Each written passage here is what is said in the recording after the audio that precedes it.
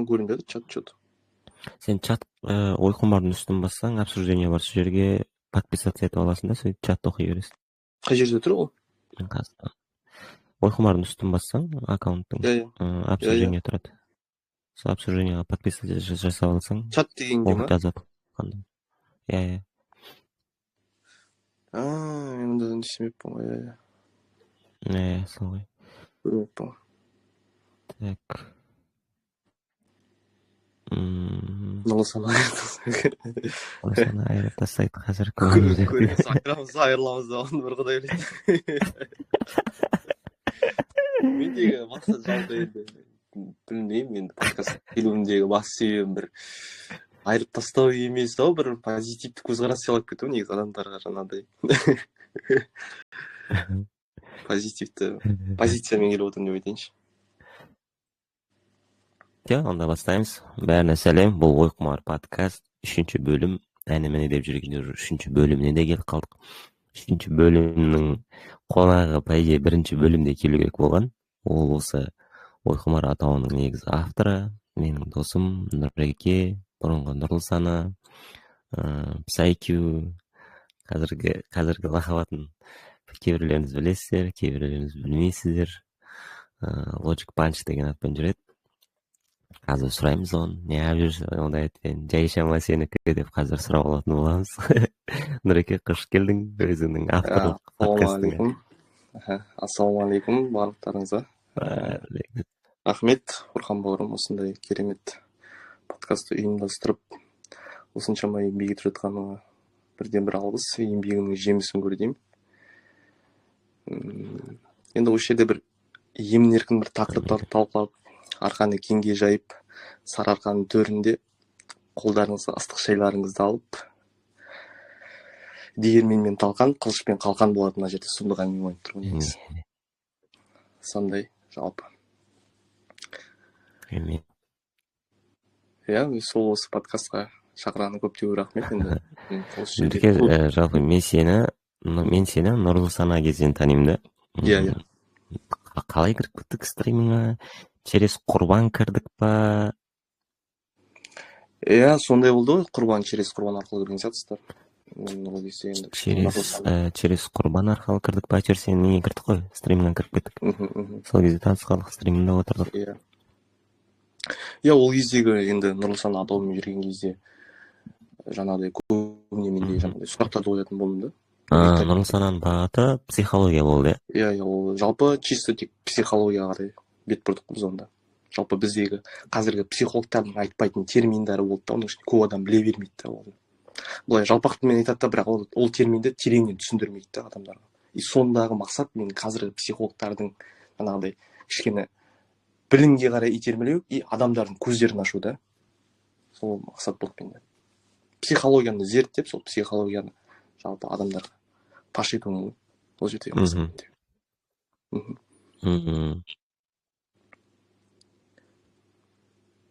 Сондай жалпы. Жалпы неге психология қызығу неден басталды? Неге дәл психологияға қызықтың? Енді жалпы былай айтайыншы, мен психологияға қызығу бұл тек негізінде ғылым емес та. Оны көп адам жаңағыдай психология ғылым деп айту мүмкін.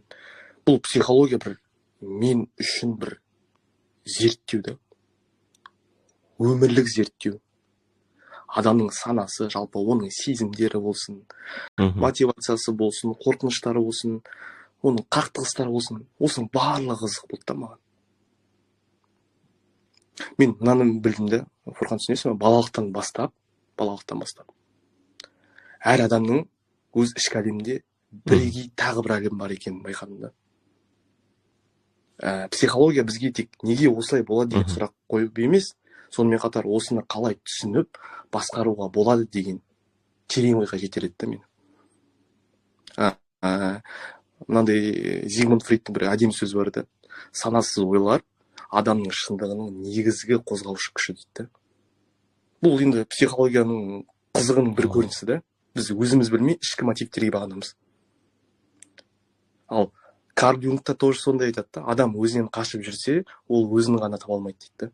Сондықтан ол психологияны жалпы адамның өзінің тану құралы ретінде бағалаймын мен. сол үшін мен психологияға қызықтым, шыны керек. Бұл жалпы потом бұл нұрлы сана проектісін аштың. иә, одан кейін нұрлы сана болды.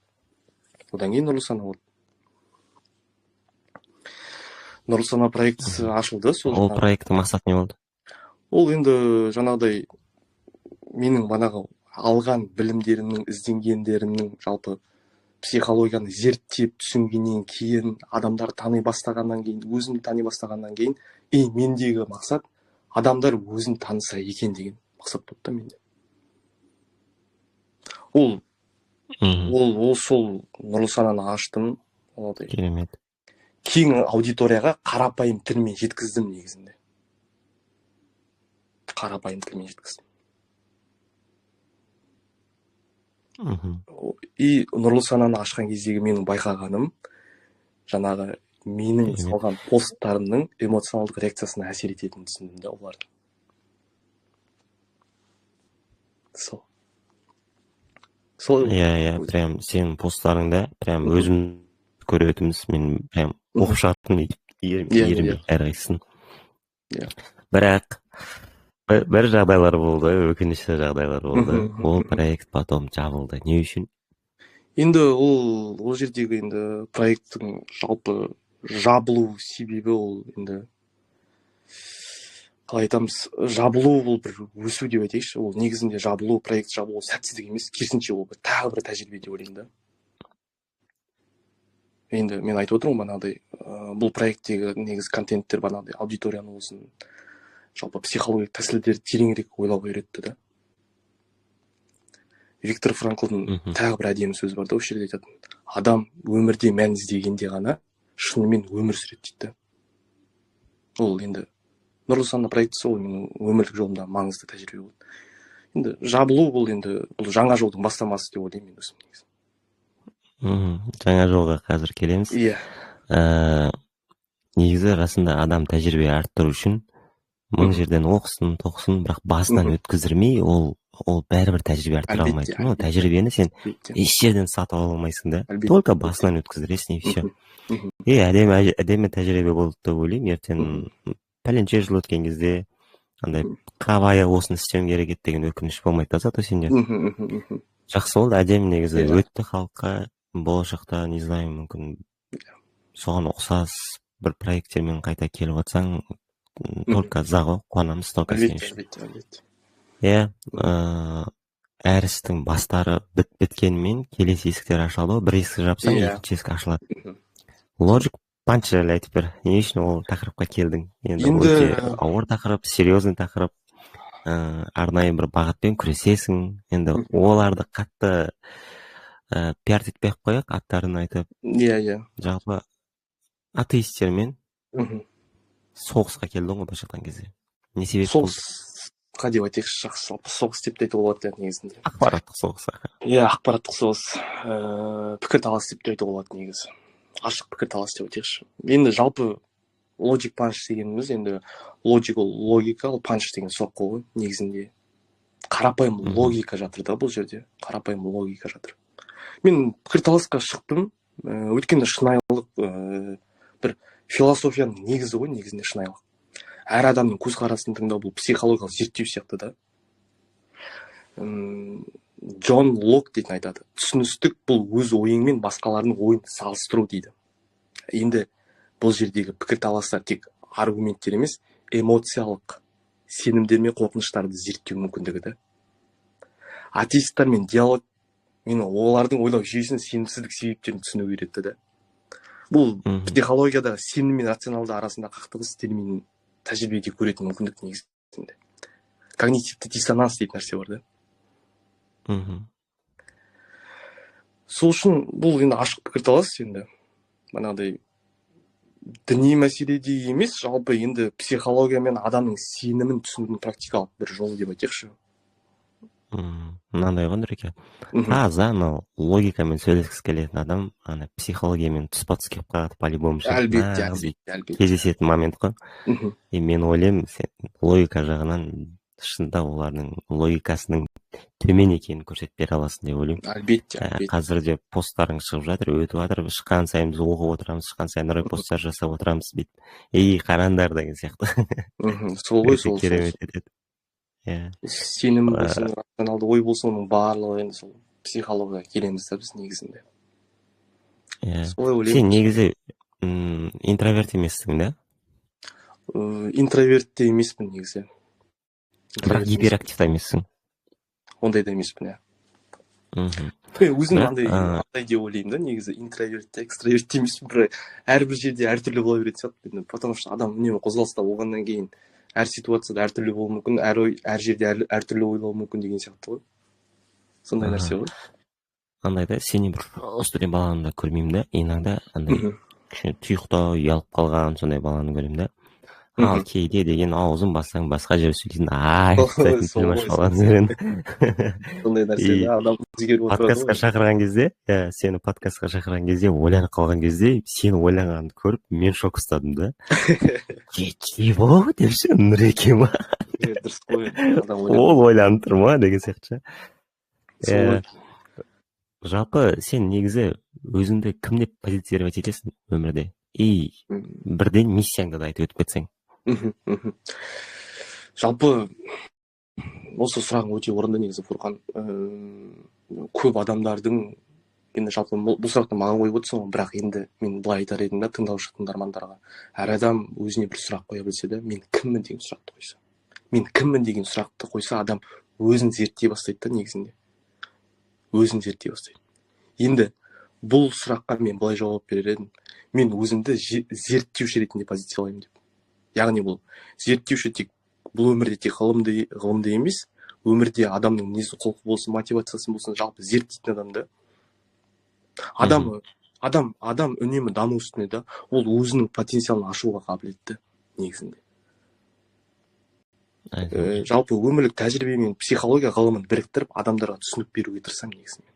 Бұл тек білім емес, адамгершілік, эмпатия және логика, жалпы барлығының осының үйлесімін тауып, сол үшін мен өзімді зерттеуші ретінде позициялаймын. Зерттеуші. Мен ізденуші. Ұқсастық. Зерттеуші болсын. Енді кейбіреулер психолог дейді, кейбіреулер жаңағыдай басқа дейді. Енді бұл позицияны маған өмірдің күрделі мәселелерін тереңірек түсінуге және аудиториямен мәнді байланыс орнауға мүмкіндік береді. Сол үшін мен өзімді бір зерттеушімін деп айтайыншы. Ізденуші, зерттеуші. Мен де сені психолог дей алмас едім, өйткені психологтар олар психология жағынан кіріп келе береді да. Ал сен логикамен кіріп келесің, әңгімемен кіріп келесің, андай олардың тақырыптарына кіріп кетесің. Психологтар олар өздерінің әлеміне тартады ғой. Иә, әлбетте. Өздерінің бір бөлмеге алып кіріп алады, өздерінің әлемін бөлмесе, сол жақта сұхбаттасады. Ал сен наоборот әлемдеріне кіріп кетесің ба бірдеңе? Психолог деп жатырмыз ғой, жалпы бүгін психологиялық сұрақтар побольше болатын шығар, енді көріп жатырмыз. Сол бағыттағы сұрақтардың бірі негізінде мынандай нәрсе. Адамда, қалай айтсақ екен, өркөкіректік дейміз ба? Эго деп айтамыз. Эго дейміз ба? Жалпы андай бір мінез болады да. Өтірік айтады. Бірақ өтірік айтып жатқан либо мойындамайды, либо байқамайды, либо байқаса да, либо нагло өтірік айтады. Жалпы адам өзінің өтірік айтып жатқанын байқап тұрады ма, жоқ, айтуым керек деп айтады ма? Қалай ойлайсың негізі? Не үшін өтірік айтады жалпы? Енді былай айтамыз ғой, адам үш жағы болады ғой, банағы айтты ғой, өткен шағы, қазіргі шағы және болашағы деген нәрсе сияқты да. Сенің өткен шақта алған тәрбиелерің, құндылықтарың ол сенің қазіргі шағыңа әсер етеді. Ал қазіргі шақтағы таңдауларың сенің болашағыңа әсер етеді деп айтамыз да. Бұл негізінде өтірік айту адамның бір ішкі сезімі мен интуициясымен болатын нәрсе да. Адам өзіне өтірік айтқан, ол көбіне ішкі даусымен сезеді да. Бала кезімізде біз сезінетіндей санамыз кейде шындықты қабылдаудан қашады негізінде. Бірақ эмоциялар мен тән реакциялар шындықты көрсетеді да. Бұл енді психологияда когнитивті диссонанс деп айтылады. Жаңа айттым ғой мен, эмоциялар мен тән реакциясы. Шындықты көрсетеді негізінде. Адам өз сенімдері мен әрекеттері арасында үйсіндік сезсе, психика оны түзетуге тырысады. Мысалы, мысалы қарашы, мен саған Фурқан былай дейін, адам өз әрекетін ақтауға тырысқанда үнемі өзін кінәлауы немесе қорқыныш сезімі пайда болады, дұрыс қой? Адам өз-өзін ақтаған кезде. Бұны аңғарған кезде ол өзіне өтірік айтқанын түсінеді да сол кезде. Ана сөз бар ғой, өтірік айтқаныңмен өзгені алдасаң да өзіңді алдай алмайсың. Әлбетте, иә. Адам өзімен шынайы болмаған сайын ішкі бостық сезімі күшейе бастайды да негізінде. Енді бұл жердегі мен ойлаймын, өзіне өтірік айтқан адамның банағыдай эмоциялары болсын, дене реакциясы болсын, ұйқының бұзылуы болсын, ішкі дауыстың үнін де сезеді да негізінде. Сол үшін адам шынайы болу керек негізінде. Бұл енді тұрақтылыққа бір алғашқы қадам ғой негізі шынайы болу деген, менің ойымша. Жалпы не үшін адамдар өтірік айтады? Ненің артына тығылғысы келеді? Ақиқаттың ба, или өздері қорқатын нәрсе ма? Неге олай өтірік айтады? Зачем деген сияқты? Иә, енді өтірік айту енді бір, мен айттым ғана, өткен шақтағы мәселе болуы мүмкін да. Ол өтірік айту адамның ішкі сезімнен болатын нәрсе ғой енді ол. Әдетке айналып кетеді ма? Әдетке айналып кетеді, әлбетте. Әдетке айналады. Әдетің ол сенің ертең мінезіңе айналады. Ол өтірік айтқан адам, ол бәрібір ойланады ғой, іште ойланады ғой өтірік айтқан адам. Оның ойланып жатып түнде ұйқының бұзылуы да мүмкін да ол кезде. Адам жалғыз қалған кезде ойланады бәрібір. Өзі адамға өтірік айтса да, ол жалғыз қалған моментте өзін ол ойланады. Мен неге өтірік айттым? Деген сияқты нәрсе бар. Нағаш Нұреке, мен көп жағдайда адамдарды кемелдікке шақырамын, дамыңдар, әлеуметтік желіде құр отыра бермеңдер, отырсаңдар да пайдалы жағын алып кетіңдер деген сияқты. Енді бір үлкен бір өзгеріс жасай алмаса да, бір кішкентай болса да бір өзгеріс жасау үшін ол адам не істеу керек, немесе қандай әдет қалыптастыру керек өзінде? Енді жалпы әдет қалыптастыруды біз былай айтайықшы, кішкентай әдеттер біздің негізі санасыз мінез құлқымызды қалыптастырады. Кішігірім әдеттер уақыт өте келе үлкен өзгерістерге жол ашады негізінде. Мысалы, қарапайым да, мысалы сіз ұйқыдан тұрдыңыз, асқазанға қараш, жылы су іштіңіз, асқазаныңызды ояттыңыз, немесе жаңағыдай салауат айттыңыз деген сияқты да. Қарапайым, мысалы, күнделікті бір әдет, мысалы, күнделік жазу сияқты деген сияқты да, қарапайым әрекеттер да. Ол сананы реттеп, банағыдай адамдағы стресс деңгейін азайтады да негізінде. Яғни когнитивті нейропластикаға әсер етеді. Яғни ми жаңа байланыстарды орната бастайды да, сен әдет қалыптастырған сайын, кішкентай әдеттен бастасаң, жаңағыдай. Кейбір адамдар бар ғой, мысалы, ұйқыдан тұра салады, кофе ішіп жібереді, ұйқыны ашады деген сияқты. Иә, мен солай жасаймын. Мысалы, енді қараңыз, Фурқан, сіз кофе ішпей, ертең ұйқыдан тұрдыңыз, бір жылы су стакан іштіңіз да, асқазаныңызды ояттыңыз.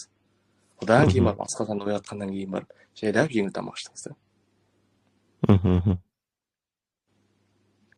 Сол үшін бағанағыдай өмірді өзгертетін ең кішкентай әдет бұл саналы әрекет.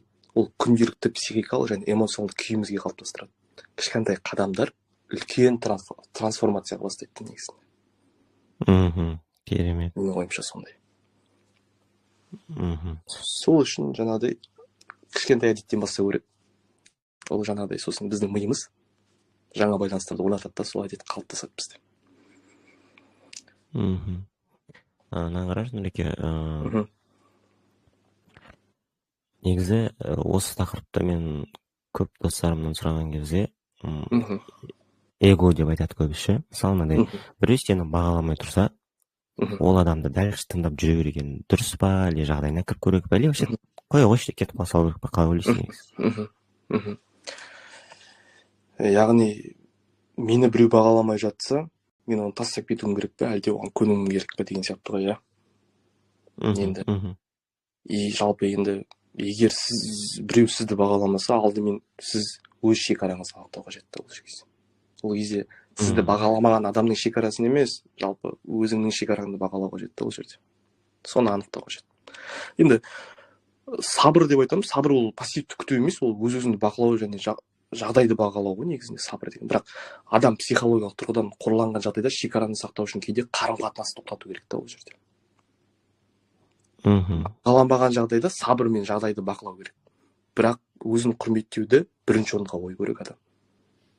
Ол жалпы мен айтып отырмын ғой, бағанағыдай өз шекараңды жалпы сақтау эмоционалды және психологиялық денсаулыққа ең маңызды фактордың бірі.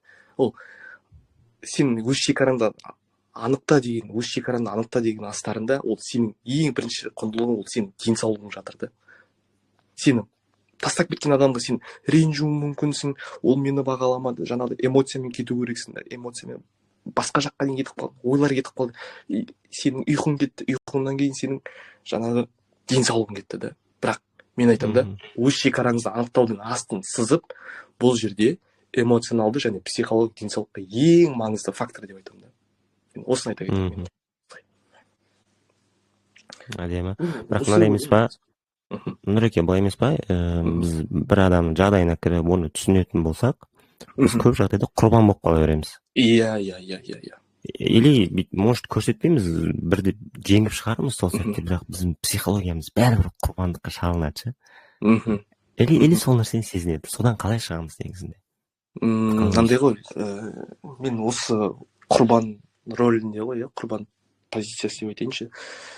Досымыз құрбан бар ғой. Иә.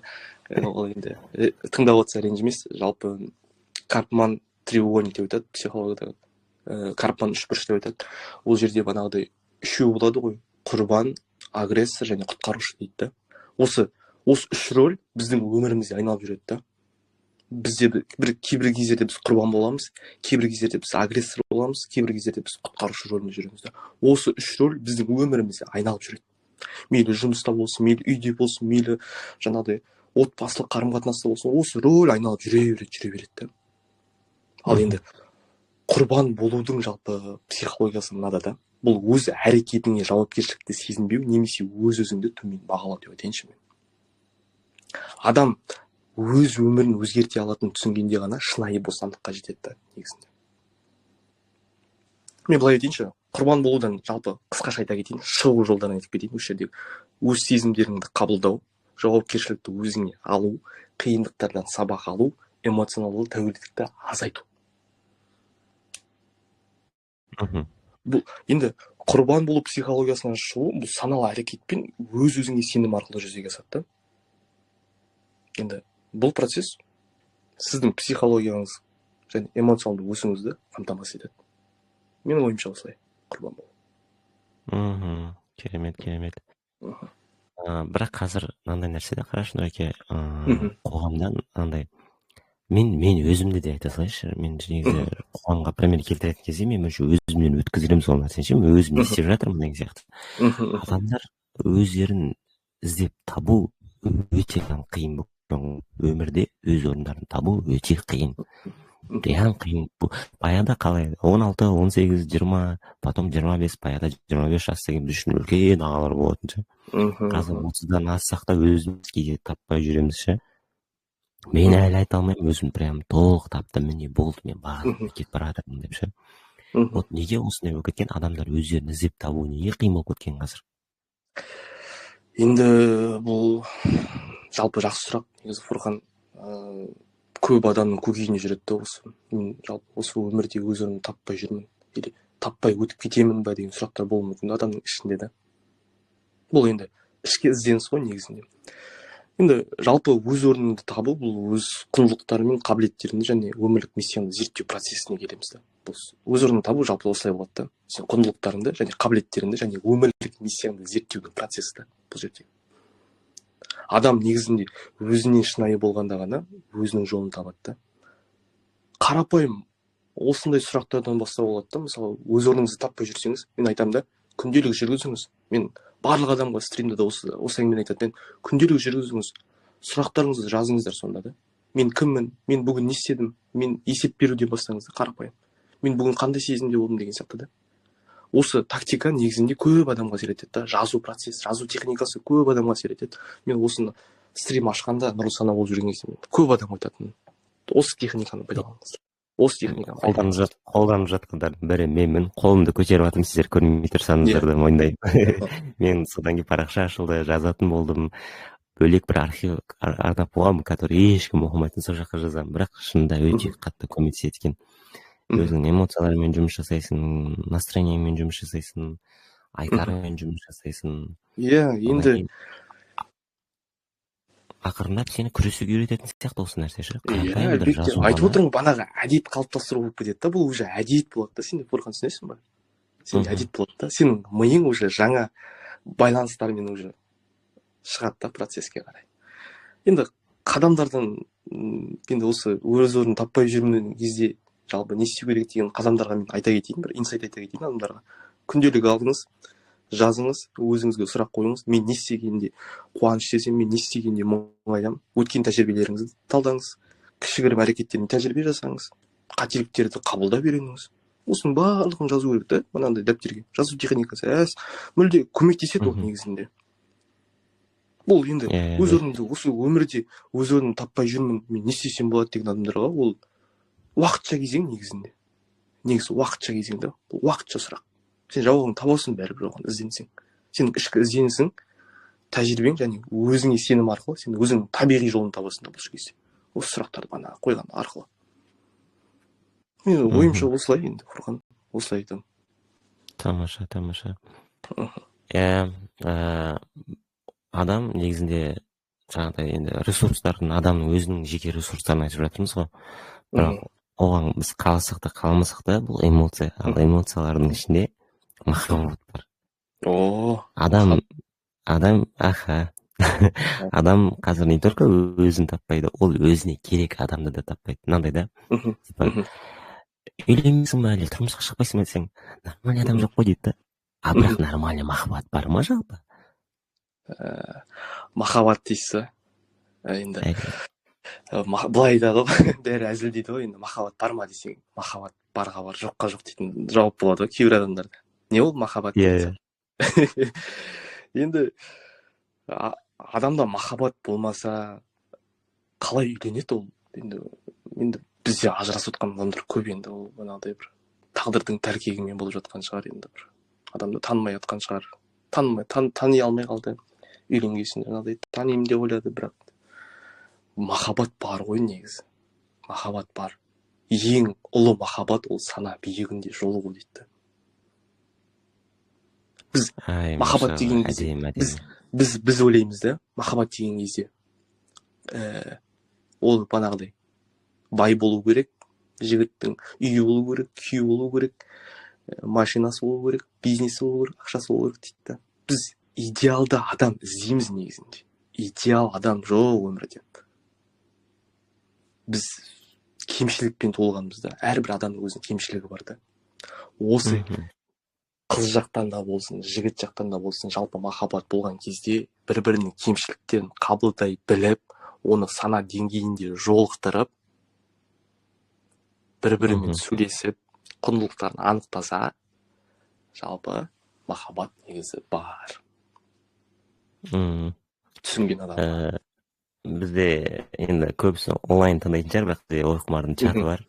Чатында айтып жатыр, махаббат бар ма деп жауап бердік, чаттағылар махаббат өмірде бар. Идеалды адамды табу. Жалпы идеалды адамды байқауға болады, қандай болады ол идеалды адам негізі? Идеал адам жоқ қой негізінде. Идеал адам жоқ. Адамды мінсіз деп күту ол, білмеймін, психологиялық тұрғыдан бұл реализмнен ауытқау деп айтайыншы. Реальный өмірде идеальный адам жоқ. Әрбір адамның өзінің минусы бар. Фурқан, ойланасың ба? Әрине. Идеалды адам жоқ. Барлығының бір кемшілігі бар. Бірақ соны қабылдай білу керек та. Соны қабылдап, идеал махаббатта құруға болады, идеалды сезімге беруге болады. Менің ойымша осылай негізінде. Ана Карл Роджерстің бір сөз бар да, нағыз махаббат бұл біреуді толық қабылдау дейді. Түсіндіңіз бе? Нағыз махаббат бұл біреуді толық қабылдау. Түсіндіңіз бе? Оның минусымен де, плюсымен де бірге қабылдау. Мен мына нәрсені түсіндім да. Бір физикалық ауыр жұмыстар істейсің ғой. Сол более оңайлауда, ал махаббатпен жұмыс істегенге қарағанда ше. Мен қазір мейлі, по идее біле берсін, қазір қарым қатынастың төңірегінде жүрміз да бір кісімен. И бір-бірімізді үйрену үшін көп нәрселерден өттік та әлі бір үлкен қадамдарға бара қоймадық, бірақ соның өзінде прям бір-бірімізді қабылдау үшін көптеген нәрселерден кешуге тура келді. Бірақ при этом мынандай нәрсе да, кеше отырып еще өздігіңді жоғалтып қойма да, то есть оның ыңғайына айналып алып, ертең бас қосып жатқан уақытта қайтадан өзіңнің кейпіңе еніп алу, ол маска болып қалады ше. Әлбетте. И мен ол нәрсені былай жасадым. Қандайсың сондай? То есть бүкіл картаны ашып тастадым, қолымдағы кузыр, музыр, там король бәрін ашып тастадым. Мен осындаймын деген сияқты. И көмектесті, по идее қабылдап жатыр. И дәл соған жараса ответ одан да болды. Оның да қырсықтығын, оның да еркелігін көріп біліп, қабылдап, көбінше өзіме сұрақ қойып, саған осыдан керек па, қабылдай аласың ба, болашақта бір жаста қартайтын адам ретінде көре аласың ба деп. Негізі мынандай сияқты, адам деген үйленемін деп, немесе тұрмысқа қыздар болса тұрмысқа шығамын деп нетеді ғой, шешім қабылдайды ғой. Ол сол кезде ғана барып жауапкершілікпен қарайтын сияқты махаббатқа. Ал оған дейін жүрсе, ол уақыт өткізу сияқты, просто эмоция керек болды, там іші пысты, жан-жанына қарады, бәрінің жұбы бар, оның жұбы жоқ, и тупо сол жүріп кететін сияқты да. И олай жүріп кетсеңдер, мен айтатын едім, дайын болыңдар, сендер ажырасасыңдар, дайын болыңдар. Өйткені жауапкершілік жоқ ол жерде. Ол жерде махаббат бар шығар, сезім бар шығар, адам бар шығар, бірақ жауапкершілік жоқ та. Ал жауапкершілік пайда болады, который сен когда шынымен де андай жауапкершілікпен қарайтын шешімге келесің ғой, болды, мен үйленуім керек, либо мен болды, тұрмысқа шығуым керек деген сияқты. Сондықтан шынайы махаббатты сол кезде қолдан жасап аласыңдар деп ойлаймын.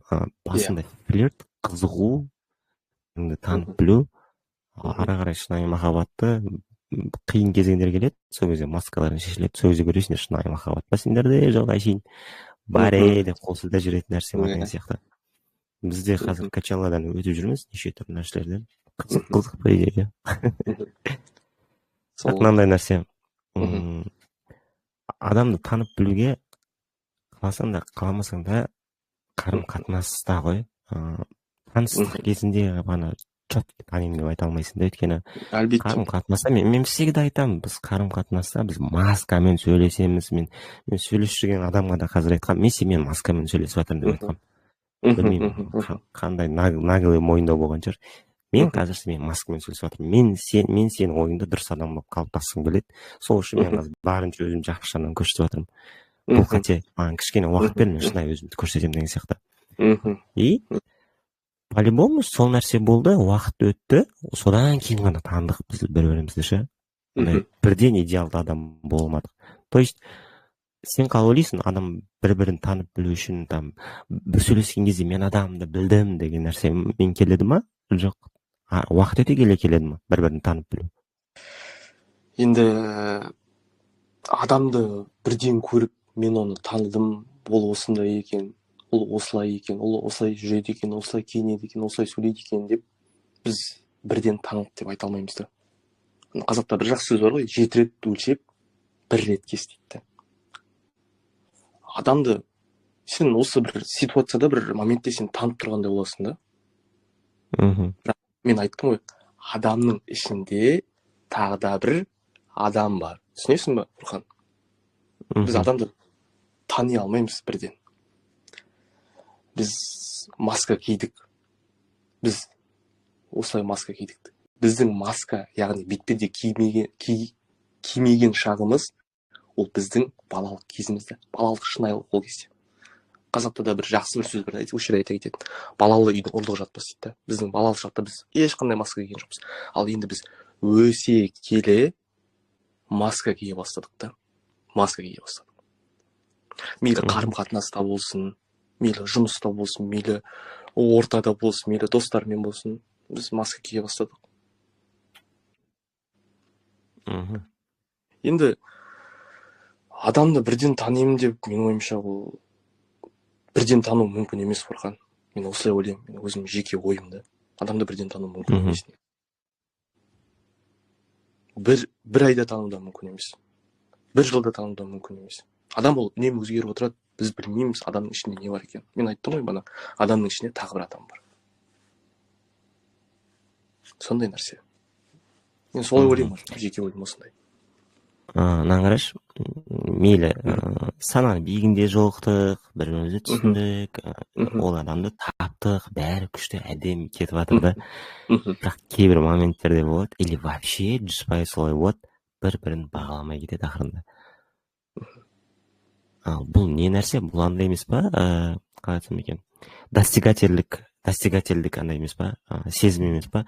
Ойлаған нәрсесіне жетіп алды да, ол ары қарай жасылап болғанша.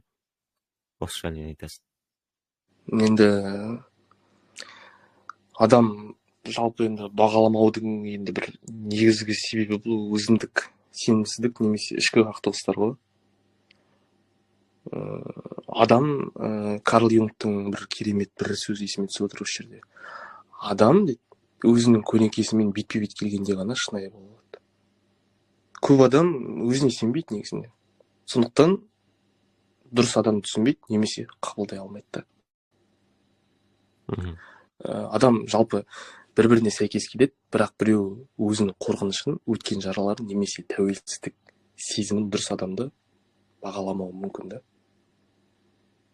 Бір-біріне сәйкес келе береді, бірақ өзінің ол адамның ішінде қорқынышы болсын, өткен травмасы болсын, немесе жаңағыдай тәуелсіздік бір сезімін дұрыс адам бағаламауы мүмкін да оны. Дұрыс адамды бағаламау жалпы бұл психологиялық қорғаныс механизмі да. Психологиялық қорғаныс механизмі. Менің ойымша осылай енді. Бірақ мына нәрсе бар, қарашы, бұл айтып жатқан заттарың екі жаққа бірдей келе ма? Екі жаққа бірдей келмейді. Екі жаққа бірдей келмейді. Иә, мен де соны ойлап тұрмын. Неге десең, мысалы біз еркектер мынандаймыз, эмоцияны білдірмейміз ғой. Иә. Блин, картаны бәрін ашайын деп тұрған сияқтымын ғой мен бүгін. Менде мынандай болды, қара. Тупо алам, кетіп қалам тыныштыққа.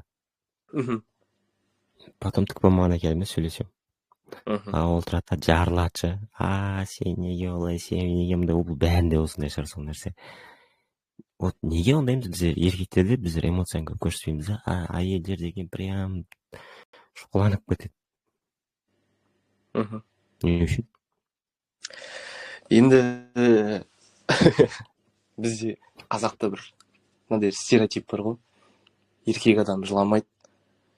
Жаңағыдай, сен жылап жатсаң, сен еркек емессің ба? Сен көз жасыңды көрсетпе. Солай айтады да бізде ер балдарға да, сөйтіп бұл бала кішкентайдан, оны айттым ғой, өткен шағындағы алған сондай құндылығы, тәрбиесі сөйтіп өсетті, ол қазіргі шаққа қарай әсер етеді да. Көріп тұрсың ба? Сен кішкентай шағында сені еркек баласың ба? Сен жылама, саған болмайды, сен қыз емессің, тек қыздар жылайды деп. Жаңағыдай қыздардың эмоциясын шығарып отырсақ та, еркектігін басып кетті. Енді жалпы еркектер енді көбіне эмоцияларын ішке тарту арқылы қорғаныс механизмін қолданады. Біз эмоцияны сыртқа шығармаймыз да, ішке тарту арқылы біз өзімізді қорғаймыз да, шыны керек. Ал әйелдер эмоцияны терең сезініп, оны сөзбен немесе іс-әрекетпен білдіреді да, әйел адам. Жалпы әйел кісілер енді көбінше эмоцияларын ашық көрсетіп жібереді ғой. Иә. Айғайлайды, шыңғырады. Ал біздерде андай бір барьер бар сияқты да. Білмеймін. Басып тастайды ғой бізде. Ана болады ғой андай типа жыламаймыз өзімізше ше. Строңыз мықты бір кейіпкен аламыз да. Сол жаңа өзің мен балам мықты, или там менің ағам мықты деген сияқты. И сол нәрсені өзімізде қалыптастырып алған сияқтымыз да. И как-то андай жыласаң қиын сияқты ше. И осылайша эмоцияңды шығармайсың да. И көп жағдайда андай негізі еркектердің ашуланып жатқаны бір жылап жатқан сияқты нәрсе по идее ше. Өйткені олар ашуланып бірден ұрып соғып, жұмыс істеп тастап, либо машинаны қатты айдап, либо мотоциклді қатты айдап, сол нәрсемен шығарып алатын сияқты негізінде. Иә. Ал негізі ол қаншалықты дұрыс? Әйелдердің түсінікті еркектердің жылаған дұрыс емес па? Еркектердің енді қазіргі таңдағы, енді қазіргі қоғамның түсінігіне келетін болсақ, еркек адамды адам баласы да, біз айтайыншы, еркек адам ол темірден жаратылмаған, я болмаса ағаштан жаратылмаған. Біз тірі жанбыз да, тірі жанбыз. Біз ойлаймыз, біз күлеміз, біз жылаймыз да. Еркек адамдар жылау керек. Қазіргі таңда мен өзім ойлаймын. Сен жылағаныңды бірақ көрсетпе деймін да. Ол по-любому ғой. Иә, жылағаныңды көрсетпе, өзің ашықта жыла. Бірақ эмоцияңды шығар деп айтамын. Эмоцияңды шығар. Мен бана айта кеттім, еркек адам ол көбіне эмоцияларды ішке тарту арқылы ғана сөйтіп қорғаныс жасайды да. Ол көпшілікке ол болмайды да. Көпшілікті қандай жыласаң, ой, мені анандай деп ойлап қалады, мені мынандай деп ойлап қалады. Жақсы, ол кезде көрсетпедім ба, бірақ оңаша жалғыз қалған кезде шығарды эмоцияңды. Жылағың келіп тұр ма, жыла, без проблема. Мен айтпаймын, сен еркексің, сен жыламауға міндетті емессің, сен еркек емессің ба деп мен олай айтпаймын. Жылағың келді ма, жыла. Сындырғың келді ма, барда басқа жерге барып бір нәрсені сындыр деймін да. Бірақ адамға зияның тимесін, мына қоғамда тұрған жаңағы инструменттер болсын, оған зиян тимесін да. Сындырасың ба, сындар. Жылайсың ба, жыла. Күлесің ба, күл. Кітап оқисың ба, оқы. Жалғыз қалып ойланасың ба, ойла. Шектеу қоймаймын мен ер адамдарға. Шыны керек. Әйел адамдарға да солай. Мен ойымша енді осылай деп ойлаймын өз ойым. Жеке ойым, жеке пікірім. Бірақ мына нәрсе да, енді адам по-любому психолог, нет, адамдар психолог, кез келген адам психолог, но өздерімен өздері жұмыс жасай алатын дәрежеде мықты емес қой. Әлбетте. Мысалы бірдеңе бүлдіреді. Айта ғой. Айта беріңіз, Фурқан, айта беріңіз. Бүлдіреміз біз, бүлдіреміз. Мысалы бірдеңе бүлдіреді. Немесе біреуді ренжітіп алады, ол нәрсені өзі и так біледі. Потом нәрсе болады, бекер істедім, осы нәрсені бекер істедім. Осындай сезім болады. И андайда, ладно, енді болды, енді келесі қайталамаймын деген шешім бірден келмейді адамға ше. Үлкен эмоциялардан кейін келеді. Неге осы адамдар өзін кешіру өте қиын? Енді керемет сұрақ негізі, Фурқан. Керемет сұрақ. Осы сұрақты жалпы мен барлық адамға қояр едім да. Өзіңді кешіру неге қиын деген сияқты. Қиын неге? Жалпы енді бұл өзіңді кешіру бұл ең самый терең психологиялық процесста бұл да. Себебі сен өзіңнің қате жасағаныңды мойындау бұл ауыр да. Біз айтып отырмыз, біз бір нәрсені қате жасасақ та біз адам ол табиғатынан өз әрекетін ақтауға ұмтылады негізінде. Осы өзіңді кешіруге осы сұраққа бір сөз есіме түсіп отыр да, Лев Толстойдың. Өзіңді кешіру ол ең үлкен ерлік негізінде. Ең үлкен ерлік. Бұл қиын кезең негізі, өзіңмен бетпе-бет келген сәт негізі ең банағыдай кешіру, қиын кезеңді өзіңді кешіру. Жалпы өзіңмен бетпе-бет келген сәтті. Бұл кезде адамда ішкі когнитивтік диссонанс басталады. Бұл жерде адам саналы және сезімдік деңгейде өз әрекетін қабылдамауы мүмкін бұл жерде. Бұл кезде адамдар өз-өзін кінәлі сезінеді, өз-өзіне сенімсіздік туады.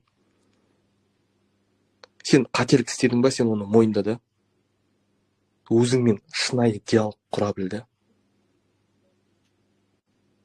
Содан кейін барып, осы сәттен өткеннен кейін барып, осы процестен өткеннен кейін барып, сенде тұрақтылық та пайда болады, и ішкі тыныштыққа да жету болады осы кезде, білесің бе, Фурқан? Нұреке, осы процесстерден өту, ол адамның мықтылығы ма? Әлде, то есть, былай айтайыншы, кез келген адам солай жасай алады ма? Деген сияқты ғой. Жоқ, кез келген адам. Әлде арнайы бір мықты, рухы мықты адам болу керек. То есть, мынандай нәрсе, әр адамның өмірінде сыну деген сәт болады. Ол намазхан болсын, ол психолог болсын, психологтың өзі психолог керек деген сөз бар ғой қоғамда. И мына нәрсе әр адамның өмірінде сыну болады. Неге әр адам сынады? Біз сынбаған адам болмайды ғой ше. Енді сыну енді бір былай айтайыншы енді ислам жағынан айтатын болсам, енді сынақ, енді алла тағаланың берген сынағы, жалпы былай айтады ғой, алла тағала мен өз жаңағы құлыма көтере алмайтын сынақ бермеймін дейді да. Бізге алла тағала көтере алмайтын сынақ шынымен де бермейді, біз көтереміз бәрін төземіз. Бұны былай сыну сәтін мен былай айтайыншы, жалпы қиындық адамның өзінің толық потенциалын ашуға итермелейді да негізінде. Мысалы, қарапайым да, сен жұмыстан шығып қалдың, бір қарым-қатынаста қиындық болды, немесе жеке өмірдегі бір күйзеліс болды. Осы кезде осы қиындықтар келеді де, сенің шынайы шектеулерің мен қорқыныштарың и қабілеттеріңді көрсетті. И осы сәтте сенде жаңа бір стратегия жасауға бір мүмкіндік береді да саған. И эмоцияңды басқаруға болсын, өмір бағыт табуға болсын, бір стратегия болсын, бір мүмкіндік береді да осы. Сыну сәтінде де адамға. Сынуды мен былай айтайыншы, бұл қиындық, бірақ бұл өсумен өз-өзіңді танудың жолы да. Әр қиын сәт ол адамды мықтырақ қылады, саналы қылады, және ішкі үйлесім болады. Менің ойымша осы. Опыт қой, тоже бұл да. Опыт. Өмірлік тәжірибе ғой бұл уже. Сондай жалпы. Бірақ мынандай нәрсе да. Мынандай нәрсе. Жетеді ғой, жолым болмай жүр дейді. Не істесемдер жолым болмай жүр дейді. Негізі психология ғой, былай қалып қайтасын. Просто ол сөйтіп ойлап тұр да, негізі жол болмай тұр емес, жаңағы өзің айтып ашық сынақ.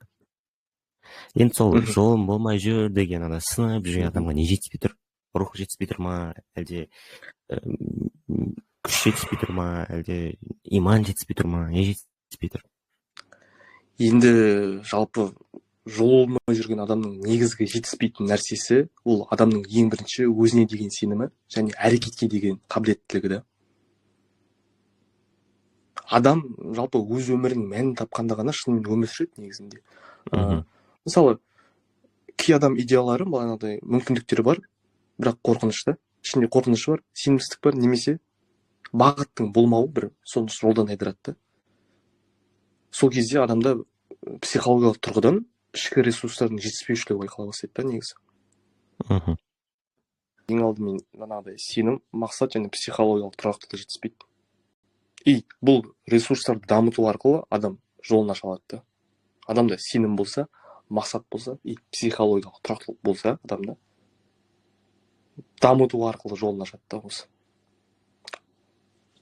Бірақ мынандай нәрсе да, мысалы маған осы сұрақ көп келеді, сен айтады маған веселыйсың ғой всегда дейді да, всегда бір қалыпта жүресің ғой дейді да, мен айтамын сен қайдан білесің мен стрессте жүрген шығармын қазір, мен олай білдірте бермеймін ғой деймін да. Қайдан білесің?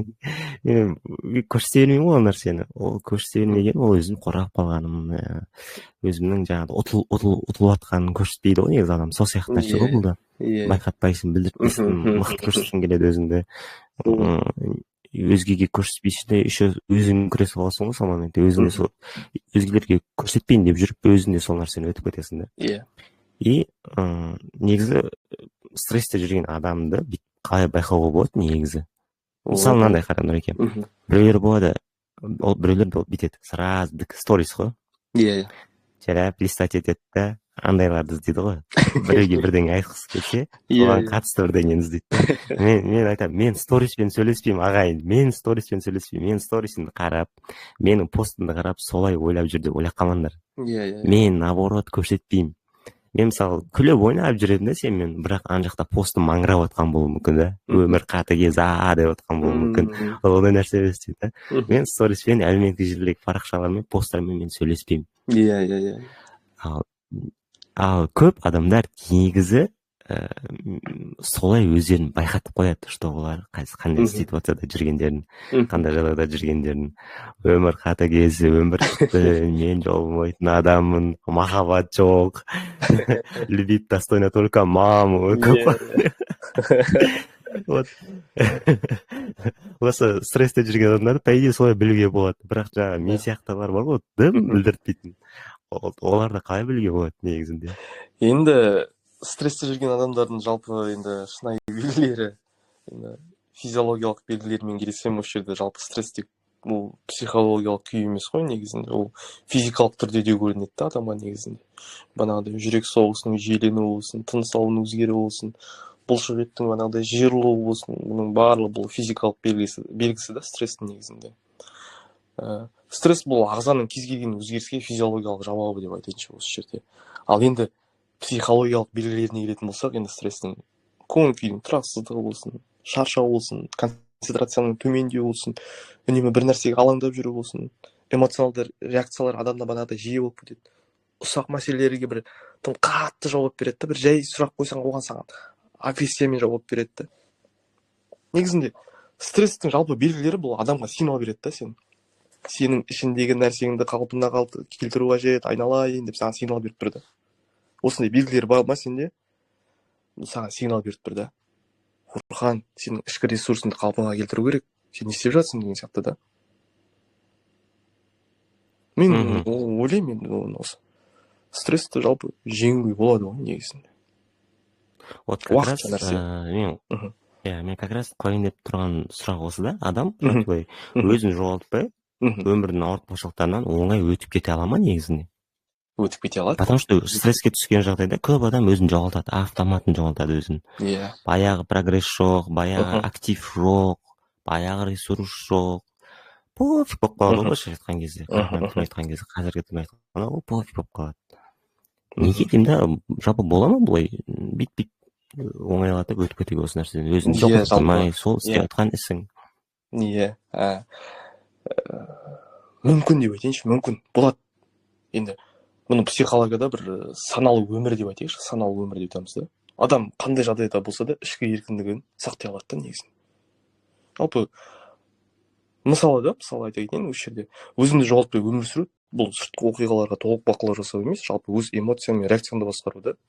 Қиындықтар мен стресс жағдайында өзіңді бақылап болсын, логикалық ойлау болсын, және эмоционалды шекараларын сақтау арқылы сенің өмірің жеңілдей бастайды да. Осыларды пайдалана отырсаң сен. Енді өзіңді жоғалтпай, өмірді ауырлатпай өмір сүру жалпы психологиялық тәртіп бір жағынан, саналы шешімдер және өз-өзіңе сенім арқылы берілетін мүмкіндікті. Бұл адамның ішкі тыныштығы мен өмірлік үйлесімге жету жолының бірі негізінде. Мен айттым ғой, психологиялық тәртіп, саналы шешімдер и өз-өзіңе сенім арқылы сен осы өмірді өзіңді жоғалтпай өмір сүруге болады. Осы үш мысалды алыңыз. Психологиялық тәртіп, саналы шешім и өз-өзіңе деген сенім. Мен осыны айтамын. Мен ойымша осылай. Әдемі. Нұрекен аңғараш, жалпы бітеді ғой. Бүйтіп сұрайшы, любой адам бай болып кете ала ма деп бірінші солай сұрақ қойшы. Жоқ, любой адам бай болып кете алмайды. Қысқаша нұсқа болса жауап. Любой адам бай болып кете алмайды, кез келген адам бай бола алмайды. Енді оның жалғасы қандай? Кедейлік мида ма, жоқ қаражатта ма? Бірінші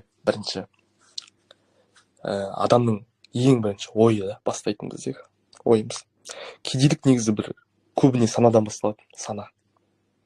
Подсознание деп айтыла ма, осы сана? Бұл мынандай жағдай болуы мүмкін да. Бұл негізі шектеулі сенімдер да іштегі. Маған жетіспейді деген ойлардың бір жиынтығы да сенде болады. Мен анада бар, менде неге жоқ? Мен осындаймын, мына жетпейді. Сен ойлап жатсың да, уже көріп тұрса кедейлік сенің санаңда басталады да, ең бірінші. Ойында басталады. Ана, сіз не ойласаңыз, мысалы, соны өміріңізге қарай тартасыз да. Түсініп тұрсың ба, Фурқан? Сен бір нәрсені ойлайсың ғой. Жаман бір ойладың ба сен анағыдай кедейлік туралы, и сен өміріңе қарай тарта бастайсың да. Мысалы, қарада, Фурқан, сен отырсың бөлмеде. Сен қара бөлмеде отырсың ойланып. Сен былай айтасың да, бөлмеде отырып. Маған ештеңе жетіспейді. Анау жетпейді, мынау жетпейді. Сен жаңа мүмкіндіктерді байқамай қаласың да, и тәуекелге барудан қорқасың да уже. И саналы түрде сен ойың өзгерткенде ғана табысқа апаратын қадамдар жасалады да. бұл жердегі енді кедейлік тек ақша мәселесі емес, ол адамның санасында бір күйі ғой негізіндегі. Біз айтамыз, кедейлік ол манағы материалмен бекітіп қоямыз да, кедейлік ол ақша болды дейміз да. Бірақ адамның санасы қайда жатыр деген сұрақ болады осы жерде. Ақшадан бұрын сендегі санада. Сен ойдағы шектеулеріңді жаңағыдай алып тастасаң, сен өзіңнің қаржылық әлеуетін аша аласың да, сен іздене бастайсың да. Сен ойлана бастайсың ол кезде. Менің ойымша солай да, мысалы, сен отырдың бөлмеде, сен жаңағыдай ойламадың, маған жетіспейді, андай мындай деген ойламадың, сен қаржылық сауаттылық кітапты оқи бастадың да, сондағы техникаларды пайдалана бастадың да, сенің алдыңа уже мүмкіндіктер ашыла бастады да. Ол мүмкіндік ашылған сайын, сенде тәуекелге баруға деген қадам ашылады да. Көрдің бе? Ең бірінші ол адамның санасында негізінде. Мен айттым ғой, сіз не ойласаңыз, соны өміріңізге тартасыз. Андай ма? Аффирмация ма? Аффирмацияға келеміз бұл жерде, иә. Аффирмация. Сен ана секрет деген фильмді көрдің ба, документалканы? Жоқ, оны көрмедім. Көрмедің ба? Сол жердегі әңгімелерге келеді да. Бірақ енді ол жерде барлығымен келісер деймін, өйткені секреттің бәрін көріп бітсең, потом оның екіншісі бар. Секрет неге жұмыс жасамайды деген ше. Секрет фильмі неге жұмыс жасамайды. Бізде мынандай нәрсе ғой, бізде сенім ғой, по идее, бізде дінде айтып ғой, сенім ше. Аллаға сендің, Аллаға тәуекел еттің, тоқтама, и все, бұл бір ғана сенім ғой. Ал оны алғанда олар целый фильм қылып шығарса, еще ол фильм не үшін, ол документалка фильм не үшін жұмыс жасамайды деген тағы бірдеңе шығарады, короче. Ультиматум ба? Түсінікті. Енді мен былай айтқым келіп тұр да. Мысалы, мен мынандай адамдарды түсінбеймін. Қазір сенің қалтаңда көк тиын жоқ болса, это не означает, сен өмір бойы көк тиын болмайды қалтаңда ше. Неге ізденісте болмайды адамдар? Неге ізденбейді? Не бүйтіп айтайыншы, осының бәріне мына нәрсені кіргізіп жібереді. Махаббат, отношения, жұмыс, отбасымен өмір сүру. Неге құлап қалған адам қайта тұрып үстін қағып жүрмейді? Неге жатады дәлше топырақта аунайды неге? Еще ол мен аунап жатырмын деп оны көрсетеді әлемге не үшін? Енді айттым ғой бағана, мен сіз не ойласаңыз, соны өміріңізге қарай тартасыз да. Бірінші адамдағы болатын ой ғой. Адам даму керек, жақсы ойда болу керек, жаңағыдай жата бермеу керек та. Сен айтып отырмын ғой, сен жата берген сайын ішкі бағанағы шектеулерің болады, ішкі қақтығыстар болады, ішкі бағанағыдай конфликт пайда болады да. И адам содан кейін өз-өзін төмен тастап жүреді. Адам іздену керек, жүру керек алға қарай. Жаңа айтып отырмын бағанағы не бар? Қалай айтсам болады, шығу керек та, ойлану керек, ойлану керек, қарау керек та, шығу керек, комфорт зонасынан шығу керек адам деген. Біз жата бермейміз, маған мына жер, осы жер ыңғайлы, мен болды, мен махаббатта жолым болмады, менің отбасыда жолым болмады, немесе жұмысында жолым болмады, мен осы бөлмемде жатамын, мен жұмыс тап жасамаймын, маған ақша керек емес, адам жатып алады. Комфорт зонадан шығу керексің да сен. Өз-өзіңді қамшылау керексің, сен өз-өзіңді қамшылау керексің бірінші очередь. Фурқан, адам өзін қамшылағаннан кейін, өзін еттегеннен кейін барып әрекет жасайсың. Қадам жасайсың. Ойлана бастайсың деген сияқты нәрсе. Осы менің ойымша негізі. Бірақ мынандай нәрсе бар да. Мен қай кітапты оқығанымды білмеймін. Бизнеске қатысты болатын кітаптың атын ұмытып тұрмын. Сол жерде мынандай нәрсе бар. Бизнесмен болғың келсе, сенің достарың да болу керек деген сөз. Енді біздің тілмен айтқанда орта ғой.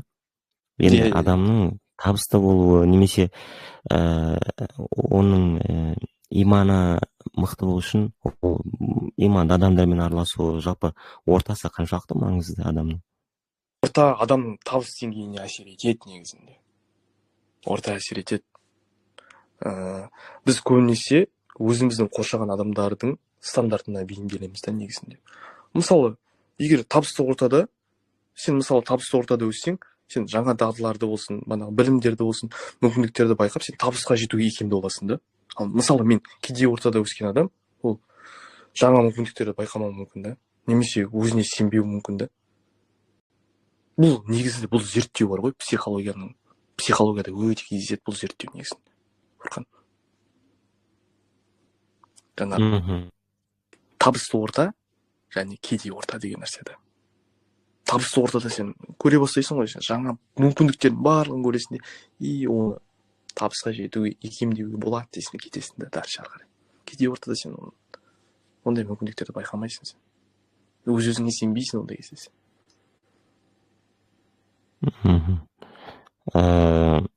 Мынандай нәрсе да, мықты болу керекпіз ғой енді, ол түсінікті. Жаңағыдай құласаң қайта орнынан тұру керексің. Мен мына бір зат оқып едім, кетіп бара жатып құлап қалсаң орнынан тұр. Орнынан тұрып тезірек жүр. Тезірек жүріп барып шалынып құлап қалсаң орнынан тұр, жүгір. Жүгіріп барады құлап қалсаң орнынан тұр, ұш деген нәрсені оқығанмын. И осы нәрсе маған өте қатты өтеді да, то есть берілме деп тұр ғой. Бірақ мына нәрсе, сен ойбай мен тапет ету керекпін, істеу керекпін, өйту керекпін, сөйту керекпін деп жүресің да, жұмыспен. Мен де қазір сондаймын. Мен деген өміріме уақыт бөлім өте қиын. Өмірімнің 70% жұмысқа кетіп қалады менде ше. И біз қалай екеуінде баланс ұстай аламыз? Бола ма жалпы баланс ұстауға жұмыс пен өміріңді? Сен жұмыста істеп жатсың, өмірде сүріп жатсың. Бұл стабильный болуға қалай бейімделеміз? Әлде сен жұмысың сондай стабильный болып па? Таңертең 9-да бардың, 6-да қайттың, сондай жұмыс болу керек па? Ондай бизнесмендерге ол нәрсе келмейді. Бизнесмендерді білесің қандай екен. Олар любой время жұмысқа салып кетуі мүмкін. Еще оларда мынандай түсінік бар. Нағыз бизнесмен ол 24/7 жұмыс істеу керек. Нағыз бизнесменге ақша 24/7, ол ұйықтап жатқанда да түсіп отыру керек деген сияқты нәрсе бар да. Ал енді онда сенің миың қашан демалады деген сияқты ғой. Балансты қалай ұстаймыз онда деген сияқты ғой. Сол ғой. Жалпы енді жұмыс пен өмір балансын енді ұстап тұру керек. Енді бұл жердегі былай ғой. Күнделікті уақытты тиімді бөлу керек та. Иә. Сен жұмысыңа бөлу керек, иә, өміріңе бөлу керек. Мен мына бір сөз айта кетейінші. Адам өмірде нан табу керек. Нанмен бірге мән табу керек деймін да. Ал біз қазіргі таңда өмірде мәнде емес, нанды табуға бейімделіп кеттік та. Мәнді таба алмай қалдық, өмірдің мәнін. Шыны керек. Әдемі.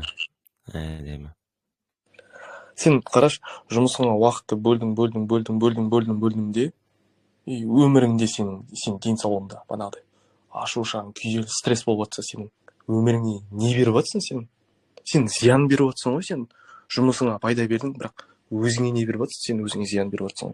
Жақсы, сен жұмыспен банағыдай жағдайларды күшті қылдың, бірақ жүрегің тыныш емес та сенің, өмірің тыныш емес. Қаншама мысалы байлар бар, Фурқан өзің ойлашы, кәдімгідей атақ шығып кеткен байлар өз-өздеріне қол жұмсап жатыр. Немесе депрессияға түсіп кетіп, немесе ауру болып қалып жатыр да. Бұл баланста болу керек негізі.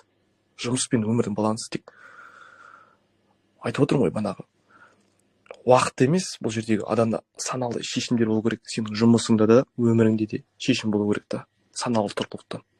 И психологиялық шекараларда болу керек. Жұмысыңда да, өміріңде де. Мен осы айтамын да. Бірақ мына нәрсе. Қазір сенде қандай білмеймін, басқалар үшін жауап бермей қойын, өзім үшін айтайын. Мен өзімнің қызығатын нәрселеріме енді келіп жатырмын да. Енді. Негізгі менің қызығушылығым сол нәрселерді, бірақ табатын табысым кейбір моменттері басқа салада, кейбір моменттері осы салада. То есть адам жұмысын жақсы көріп істеу үшін, ол оның жақсы көретін жұмысы болу керек та. Енді жақсы көретін жұмысын, ол жұмысқа айналдырып алатын болса, онда хоббиін өлтіріп алады да. Иә. Адам негізінде не істесе болады, жалпандай, типа табысты жұмыс деп жұмыс істеу керек па? Жоқ, өзінің жақсы көретін жұмысын істеу керек па? Оны хоббидан ақша табуға болады. Вот мен айтамын, хоббидан ақша табуға болады. Мен хоббидан ақша таба аламын. Тауып жүргенде. Бірақ мен енді немен айналысқаным дұрыс? То есть осы хоббиімді қолға қатты алып кеткенім дұрыс па? Жоқ, басқа қазір істеп жатқан жұмысымды істеген дұрыс па? Ал істеп жатқан жұмысымды істеп кететін болсам, онда хоббиімді өлтіріп аламын. Менде уже хобби жоқ болады. То есть менде негізі сұрақ былай ғой, қызығушылық, яғни хоббиден ақша табуға бола ма деген. Идея болған болады. Сен де білесің, мен де білемін.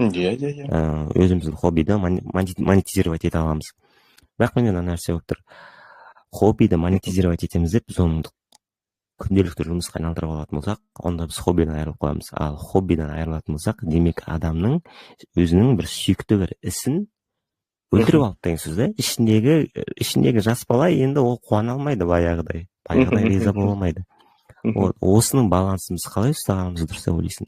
Хоббиден ақша тауып жүрген дұрыс па? Жоқ, хоббиден ақша тапсаң да таппасаң да айналыса берген дұрыс, бірақ одан бөлек маңызды жұмыс болу керек па? Енді қызығушылықтан ақша таба аламыз да біз, хоббиімізден. Бірақ ол еңбек болсын, стратегия болсын, нарықты түсінуді бізге талап етеді. Өмірдің мәнін тапқысы келетін адам өз қабілеттері мен құмарлығын үйлестіру керек осы өмірде негізі. Енді саналы түрде қызығушылықты кәсіби бағытқа айналдыруға болады сіздің хоббиіңіз. Хобби арқылы болсын, бизнес ашу болсын, контент жасау болсын, немесе қызмет көрсету болсын, енді табыс әкелетін жол негізінде. Қызығушылықтан ақша таба аламыз біз. Тек құмарлыққа сүйеніп емес та, бұл жерде стратегия, білім және еңбек арқылы жүзеге асады. Әдемі. И бұл жерде саналы түрде өз құндылықтарыңды нарықпен үйлестірген адамның жолы. Бірақ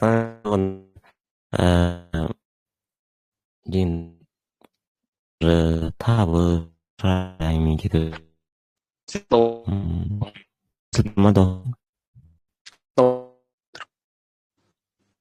сен наоборот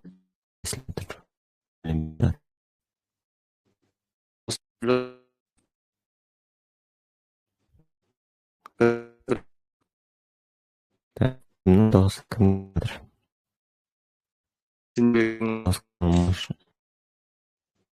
Мен саған сөз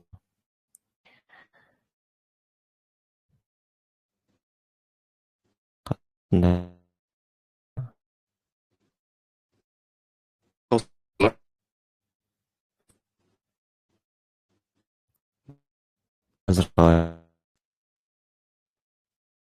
свет нашар болып тұр ма, әлде Фурқанда ма? Айтып жіберсеңіздер. Ой, екеумізде де салды ғой, мен сені дұрыс естіп тұрмын, сенші. 1-1-2, 1-1-2. Мен сені әдемі естіп тұрмын, сенші. Мен де сені әдемі естіп тұрмын, Фурқан. Болды, реттелген сияқты. Қара, табыс тауып жатырмыз, табыс табамыз, қаржы барлығы бар, бірақ мына нәрседе адами факторлар бар ғой. Адам өзгерушең болып келеді да. Өзгеруші болып келеді. Ең мынандай нәрсе. Ақша адамды бұза алады ма? Жоқ, оның шынайы пердесін көрсетпей ма? Енді ақша адамды бұза алады ма деген сұраққа былай айтайыншы. Ақша, мен айтамын, осы мен Нұрлы Сана проектісімен жүрген кезде, жаңағы аккаунтымен жүрген кезде стрим ашамын, сол кезде бағанағыдай ақша туралы да тақырыптар қозғалады да негізінде. Мен айтатын едім да, ақша ол негізі құрал деймін да. Адамның негізі ақша, адамды құрал біздің өмірімізде, бірақ соған адам жаңағыдай бейім болып кетті ол құралға. И ол құрал арқылы сен өзгелерді құрбан етуге дейін бардың да. Ол кезде сен өзіңнің маскыңды шешесің да. Ақша негізі адамның маскасын шешеді да. Ол бұзады ол біздің негізі. Бұл біздің шынайы болмысымызды ашады негізінде. Біз айтамыз ғой тек ақша бізге тек банағыдай өмірде пайдаланатын құрал, ол мүмкіндік береді деп. Мүмкіндік берсін, құралың болсын, бірақ ол сенің шынайы болмысың ашады да негізінде. Маскыңды шешеді ақша негізінде. То есть, сен де мен өзгеріп кете аламыз, егер бізде табыс көп болады. Иә. Демек, біз все время маскада болдық па? Иә, сондай болады да, адам көріп тұрсың ба? Саналы көзқараспен шынайылық арқылы ақша адамның шынайы болмысын көрсетуге мүмкіндік береді, түсінесің ба? И ол адамның психологиялық болсын, моральдық деңгейінде болсын, адамға қалай әсер ететінін анықтайды да ол ақша. Көрдің бе? Әсере қайда жатыр бұрған? Менің ойымша осылай. Солай ойлаймын. Иә, көп кісілер айтады ғой, жаңағыдай жүрегіңе ақша кіріп кетпесін дейді ғой. Иә, дүние кіріп кетпесін дейді. Дүние кіріп кетпесін дейді, иә. айтады ғой, мынандай бір сөз бар да осы жерде. Адамнан алыстатқан ең бірінші оның тілі дейді, и одан кейін ақша дейді. Мен осы айтылған сөзге мен 100% келісемін негізінде. Адамның ең бірінші тілі, и одан кейін ақшасы да. Адамнан алыстатқан. Әдемі. Солай. Қысқа жауабым болса.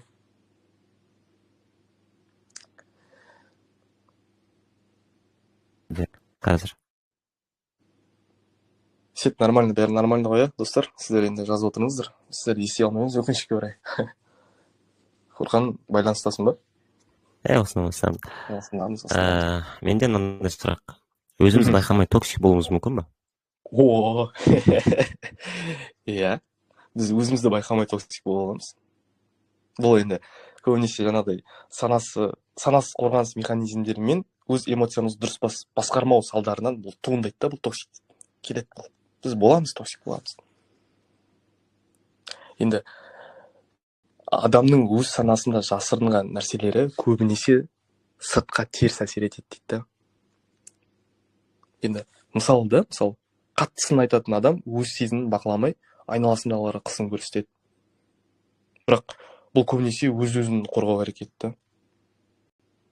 Негізінде қорқыныш пен бостандыққа қорқу адамның шынайы қарым-қатынасын кедергі жасайды ғой негізінде. Кейбір кезде біз ойланбай бір нәрсе айтып қаламыз, я болмаса ойланбай бір әрекет жасап қоямыз да. Ол кезде адам біздің зиян келтіруіміз мүмкін. Бірақ енді сондай моменттерде жаңағыдай кішкене анализ жасау керек та адамда. Жасау керек анализ. Өзіңді бақылап болсын, өз сезімдеріңді түсіну болсын жалпы. Негізі бұл кішкене токсикалық бір әсерді азайтуға болады деп ойлаймын осылай. Өзіңді бақылап, кішкене есеп беріп деген сияқты да. Менің ойым осы.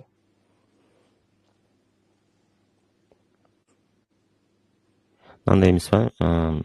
Қалай айтсам екен? Болады ғой, и так сен қарбаласып жатыр да, қазір қажет емес сияқты да. Қазір осы нәрсе қажет емес сияқты моменттер болып тұрады да. И сондай кезде сен қаламаған нәрсе болып қалады. Мысалы, өміріңдегі ең үлкен қателік ол дұрыс адамды дұрыс емес кезде кездестіру ма, әлде қалай жалпы? Қалай ойлайсың? Енді ондай сезім енді жиі кездеседі ғой негізінде. Бір өміріңде бір үлкен қателік болып жатса, дұрыс адамды дұрыс емес уақытта кездестіріп қалдың да. Мен сенің өміріңе келген әрбір адам ол яғни сен білетін нәрсені біледі, я болмаса ол сен білмейтін нәрсені біледі да. Ауыртқан адамның негізі сенің ұстазың ғой өміріндегі жалпы. Біздің өмірімізде жаңағыдай кез келген адам кездеседі ғой негізінде. Кез келген адам кездеседі. Енді адам енді өз өмірлік кезеңіне дайын болмаса, дұрыс адамды кездестіру ол негізінде қиындықтарды туғызады да негізінде. Екі адам, мысалы қарашы, екі адам бір-біріне үйлесімді, бірақ өмірлік жағдайлар үйлеспесе, қарым-қатынаста күйзеліске ұшырайды бұл кезде. Мұнда қателік емес, негізі өмірлік сабақ бар да, бұл жерде түсінесің ба? Сен мысалы осындай уақыттарда, қиын уақыттарда бір қателік уақыттарда бір адам кездесті сенің өміріңе, и одан сен керегіңді алдың, я ол пайдасын берді, я болмаса ол зиян дейді. Бірақ сен одан ары қарай ренжімей, эмоцияңды жаңағыдай шашпай, токсикалық болмай, ол жерде токсик болмай, сен өзің саналы тұрғыда шешім қабылдап, әрекет жасасаң, саған ол қателік, сабақ болады, дұрыс қой, иә? Сен қателіктен, сол сабақтан ары қарай басқа әрекеттер жасайсың.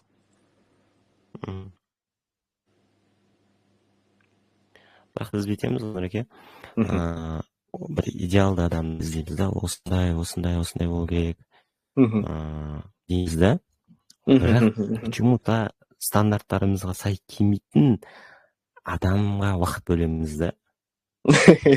Керісінше ба? Иә. Қалауларымыз басқа, амалымыз басқа болып тұрады да. Не үшін бұл андай емес па? Күресу, жауынгерлік қасиет емес па? Неге олай емес жалпы? Енді қазақта бір жақсы сөз бар ғой, негізі таңдаған тазға жолығады дейді. Енді идеалды, мен айттым ғой, идеалды адам жоқ, бірақ идеалды сезім бар шығар деймін да. Идеалды адам жоқ қой, кемшілік болады ғой енді ол. Бірақ сол кемшіліктерді адамдар қабылдай білу керек деп ойлаймын да. Біз қазіргі таңда адамды адам қабылдай алмайды ғой негізінде. Эгосына басым болып кетеді да көп жағдайда. Сенің бір минусыңды көріп қалса, мә, сен анандай екенсің, сен мынандай екенсің, сен осындай екенсің деп. Сен кемшілігіңді эгомен қабылдамайды да. И адамның енді жақсы жағы да бар, жаман жағы да бар да. Соның нәрсемен адамды бір қабылдай білу керек. Мен кез келген адам айтар едім, мен өмірде айналайын, идеалды адам жоқ сен. Идеалды адам қайсы? Тауып берші маған осы әлемнен. Әрбір адамның кемшілігі бар ғой.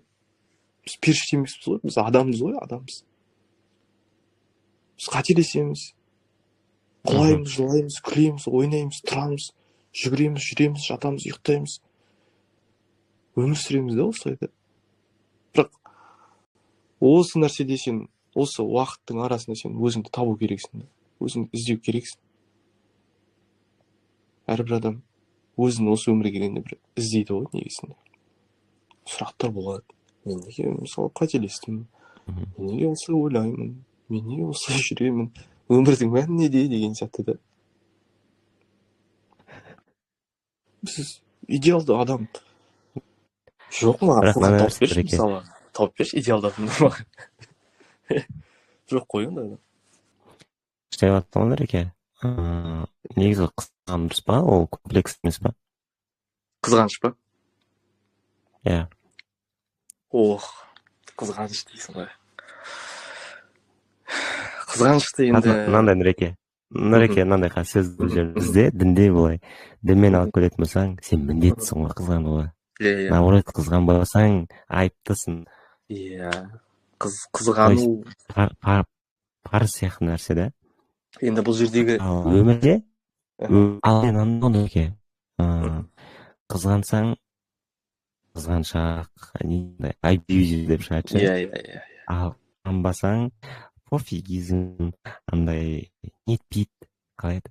Маңызсам бәрібір да осыны ортасы ұстап қалу қиын. Бірақ қызғанбайын десең, сен бір қызғанасың. Демек қызғану комплекс па? Қалай еді? Жоқ, жалпы негізі қызғаныш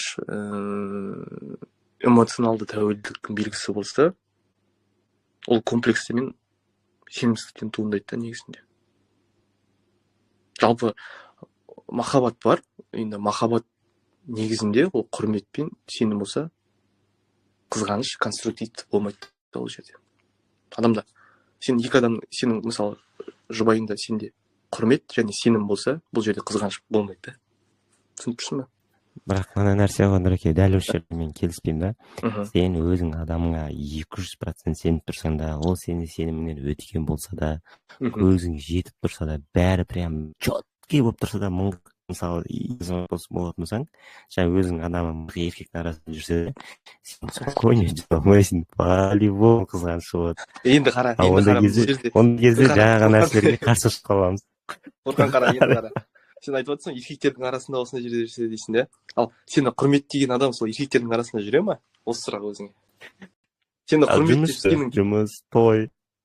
Ол кезде ол сенім бар да, бұл жерде сен түсініп тұрсың ба? Бұл жерде құрмет те бар, сенім де бар.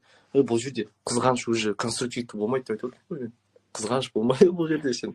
Ал мынандай болсашы, білесің, адамның жүрегіне байлап кіріп кетеді. Жаңағы сөйлестік. Мысалы сенде Toyota машинасы бар. Прикинь, оның жұмысындағы бойдағы неше түрлі красавчик жігіттер бар, астарында гелені бар. Енді қара, бұл жердегі мәселе қайда жатыр? Адамның ойында жатыр ма? Бана сен сұрақ қойдың ғой, кедейлік ол ойдан бастала ма деп. Қайда жатыр мәселе? Ойда жатыр ғой бізде. Материалдық жақпен ойын алып кетіп ойлаймайсың ба, қызғанбайсың ба? Жоқ, ол сені құрметтеген адам. Сені ойлашы, сені құрметтеген адам. И ол сенеді да саған, сен де оған сенесің, сен де оны құрметтейсің. Уже сенде алып кетпей ма дейтін ой жатыр да, көрдің бе? Мәселе ойда ғой, ойда. Сен ойыңдағы, бана ойлаған нәрсеңді сен бүйтіп өміріңе алдырма. Біз ойлаймыз, адам қызғанбаса, ол мен жақсы көрмейді, бұл махаббат емес. негізі қызғаныш бар ғой, қызғаныш. Махаббат емес негізінде. Ол кейдегі біздің ішкі комплекстер мен сенімсіздіктің көрінісі негізі. Ал шынайы махаббат, құрмет, сенім және еркіндікке негізделеді. Ал қызғаныш, қорқыныш пен енді қарашы, енді қара Фурқан, қызғаныш, қорқыныш пен тәуелділікке жеткізеді, көрдің бе? Түсінемін, исламда айтады ғой, енді қызғанбай еркек жәннаттың исіне сізбейді деп. Қызған, бірақ сау қызғаныш па, әлде ауру қызғаныш па дейтін нәрсе келеді да бұл жерде. Сен сау қызғанып жүрсің ба, әлде ауру қызғанып жүрсің ба? Сенде ауру ма бұл? Әдет па деген сияқты нәрсе. Көрдің бе? Әдемі, аха. Сол нәрсе менде. То есть орнымен қызғану дегенге келе ме? Орнымен қызғану дейтін нәрсеге келуге болады, иә. Бұл жерде мен. Демек қызғаныш бар, болу керек. Қызғаныш бар. Демек қызғаныш болу керек. Қызғанбасақ онда, қызғансақ онда сенімсіздікке барып қалмай ма? Қызғанса сенімсіздікке барып қалады. Мен айттым ғой бана, сау қызғаныш па, әлде ауру қызғаныш па деген нәрсе да. Қандай қызғаныш сенде болып жатқан? Сау ма, әлде ауру ма деген сияқты нәрсе. Осыны адам өз-өзіне анализ жасау керек. Сау ма, әлде ауру? Сау қызғаныш енді түсіндіре аласың да, сау қызғанышта сен бір-бірінің құндылықтарын анықтай аласыңдар, сөйлесе аласыңдар, диалог құра аласыңдар. Ауру қызғанышта қандай болады? Ұрысу болады, керісу болады, төбелесу болады, бір-бірін өлтіруге дейін барады да. Бұл уже ауру, түсініп тұрсың ба? Адамды ұрып соғу сен уже. Қызғаныштан ұрып соғу сен аурусың сен. Менің ойымша осылай, Фурқан. Мейлі. Жалпы ойымыздағы адамды тауып жатырық дейік. Бәрі жақсы, бәрі керемет дейік. Сана биігінде жоқтық дейік. Бірақ өкінішке орай қазір қоғамда психологияның негізі мынандай жақтарын алып алғандар бар да. Феминизм жағы. Саған жақын тақырып Нұрлы санаға. Иә. Феминизм. И тәуелсіз әйелдер немесе табыс құқық барлық жерде бірдей болу керек. Неше түрлі сондай қазір. Феминизм баяғыдан болды, бірақ оның белгілі бір шегі болды. Ол сол нәрседен асқан жоқ.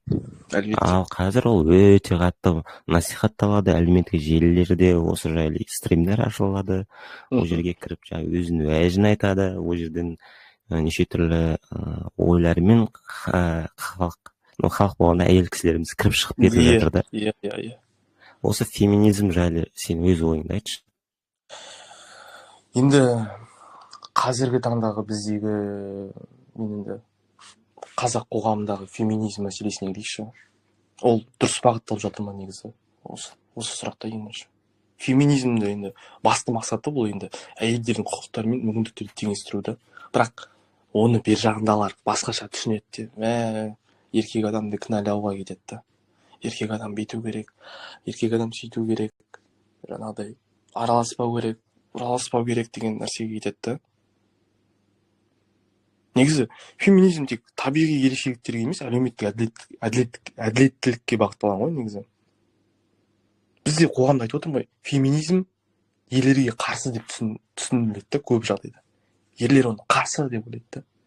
Шындығында ол енді әлеуметтік теңдік болсын, әділдік, білім, еңбек, саяси салаларда осының барлығына келу керек та негізі. Бізде былай феминизм дейді ма?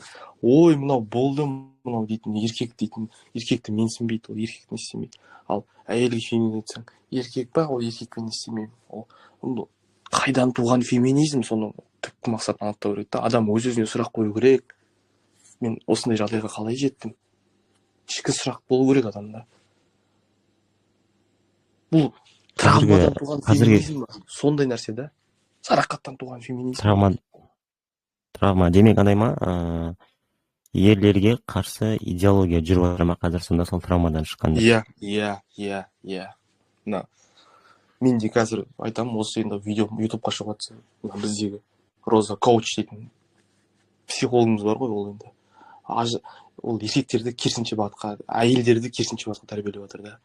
Әйелдер отырсын, әйелдер осылай істесін, әйелдер бүйтсін, әйелдер жасамасын. Жоқ, феминизмді олай түсіндірмеу керек қой негізінде. Ол травмадан шыққан ана ажырасып келген әйел сол роза коучты тыңдап алады да солай дейді да еркекке азу тісін көрсетіп тұрады да и еркекті өмірінде жоғалтпайды, солай кетеді. Алла тағала айтты ғой бізде жұп-жұмбай жаратты дейді да, әр нәрсенің өзінің жұбы бар да. Мен айттым ғой бағана. Бірақ нәрсе Шынұреке, негізі қазір қойылатын сұраққа жалғап жүре салайын, жарайды. Мынандай ғой, еркектер өз әйелдеріне қол жұмсайтын тақырыптар болып жатады. Жалпы бір саты төмен әңгімесі ғой. Бір саты төмен дегенді мүлдем түсінікті. Сен осы екеуін бірге тұспас тұрып бірге айтып жүрсең күшті болады деп ойлаймын да. Бір саты төмен болу қандай болу керек, және әйелдеріне қол көтеретін еркектер жайлы айтып өтіп кетсең. Өйткені феминисткалардың өте құралы осы ғой. Бір саты төмен дегенде олар біз төмендетеді деп шығады. Потом бір саты төменде олар біз ұрады, соғады, ішеді деп айтады. Табыс таумай үйде жатып алады деп айтады. Енді бұл енді бір әйел еркектен бір саты төмен деген бір тарихи бір стереотип болсын, жалпы қазақ қоғамындағы стереотип қой енді, әлеуметтік. Қазір ол таңда бұл уже қалдық болып бара жатыр да, әлеуметтік құрылымның бір қалдығы болып бара жатыр. Қоғамда әйелдерді бағанағыдай жұмысқа жарамсыз немесе отбасы үшін ғана рөлмен шектеп қояды да. Ол нәрсе де бар біздің қазақ қоғамында. Психологиялық қысым да көреді. Негізінде әйел еркектен төмен емес. Бұл феминистер айтып отырмын ғой, жаңағы травмадан туған феминистер осыны қолданып алады да. Әйел еркектен бір сәт төмен дейді, менің өмірімде болды, мені күйеуім ұрды, осылай деді. Бұл ұғым негізінде мен айтам, әйел еркектен төмен емес. Әр адам өз қабілеті мен мүддесіне сәйкес өмір сүру керек.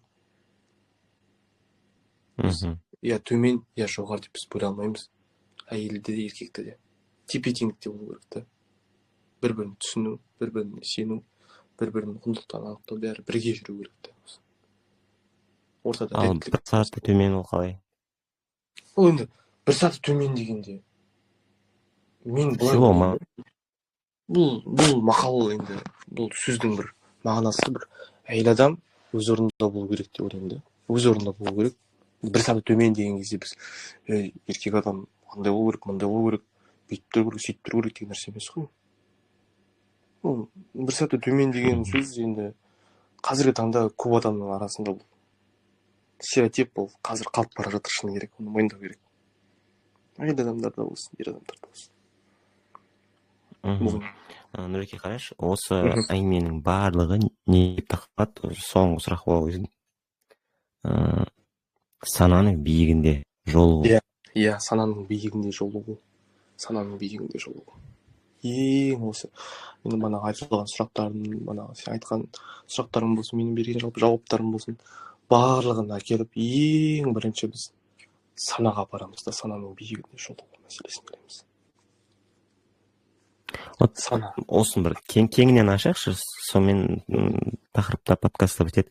Сана биігінде жолығу үшін не істеу керек? Қандай амалдар қолдану керек, чтобы сана биігінде жолығу үшін? Енді сана биігінде жолығу үшін адамға ең бірінші өзін тани білу керек та. Яғни ер или әйел қайсысы? Или екеуі екі жақта ма? Енді қара, ер жақтан да болсын, жалпы әйел жақтан да болсын, ең бірінші сана биігінде жолығу бұл басқа біреумен емес, ең алдымен өзіңмен бір деңгейде кездесудің нәтижесі да. Ол сенің ішкі еңбегіңнен шынайылықтың жемісін береді да, сана биігінде жолығу. Адам ең бірінші, мен айтамын ғой, жазған кезде менің кіммін деген сұрақты қой. Мен кіммін? Осы сұраққа жауап берші сен. Осыны қарашы сен. Сен қандай өміріңде қандай рөлде жүрсің сен? Құтқарушы рөлінде жүрсің ба? Жәбірленуші ма? Агрессор дейма, сондай рөлде жүрсің ба соны? Сен қарашы деймін да, бірінші адам өз-өзіне қарау керек та, сана биігінде жолығу үшін. Адам көп сана биігінде жолығу деген нәрсе көп еңбекті қажет етеді негізінде, оны түсінген адамға да. Көп 2-3 пайызға келсем.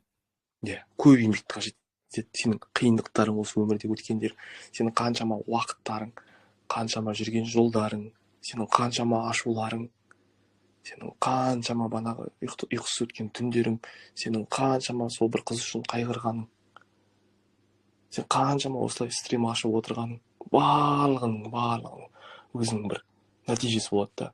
И сен соны алып барасың сана биігіне қарай. Сен сеніміңмен, ішкі сеніміңмен, ақылыңмен, ой өрісіңмен.